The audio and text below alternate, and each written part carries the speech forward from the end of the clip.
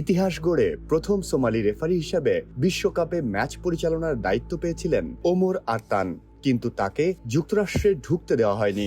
৮ June সোমালিয়ার ক্রীড়া মন্ত্রণালয়ের এক কর্মকর্তা বার্তা সংস্থা এএফপিকে এই তথ্য জানিয়েছেন। মায়ামি আন্তর্জাতিক বিমানবন্দরে আরতানকে কেন বাধা দেওয়া হলো তা পরিষ্কারভাবে জানা যায়নি।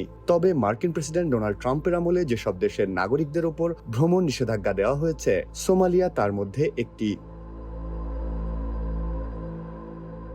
সোমালিয়ার যুব ও ক্রীড়া মন্ত্রণালয়ের উপদেষ্টা এবং জাতীয় দলের সাবেক অধিনায়ক ইসে এডেন আফশির এএফপিকে বলেন, ওমর আরতান আফ্রিকার অন্যতম সেরা ও সম্মানিত রেফারি। পুরো ফুটবল বিশ্বের তার পাশে দাঁড়ানো উচিত। আফশির জানান, আরতানের কাছে যুক্তরাষ্ট্রের বৈধ ভিসা ছিল। বাধা পাওয়ার পর তিনি ইস্তানবুলে ফিরে গেছেন, যেখানে তিনি আগে অবস্থান করছিলেন।